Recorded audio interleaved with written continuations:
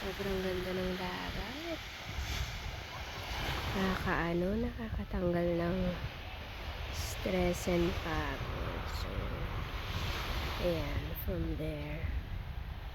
Ayan sila. Kanya-kanyang sabit ng kanilang mga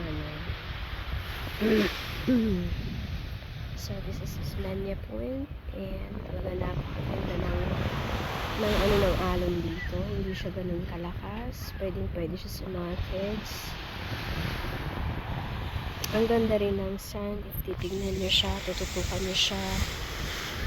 Napaka ng sand. So, yung mga nakikita ninyo is parang mga galing sa puno-puno. Pero, pag tinignan mo yung sand, it's napaka niya. Gawa siya sa parang powder na mga shells. Yan, no?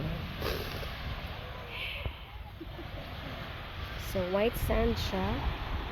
I consider it white sand. Hindi siya ganun kapino, pero yung gusto ko dito is siya ng shell. Gawa siya sa shell.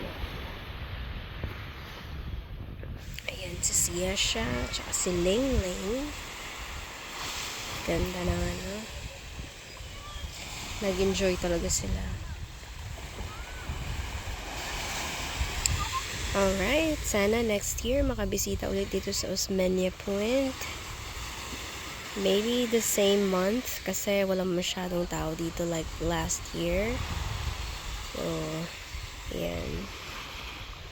Hindi ako magsasawang balik-balikan tong place kasi talagang sulit yung biyahe. For 5 hours, yung biyahe namin from Pampanga to Osmeña Point is really worth it. So, ayun.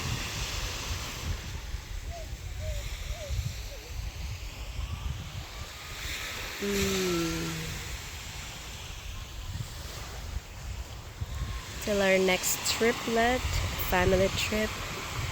Sana maulit ulit. Same spot. Or makahanap man kami ng ibang pwedeng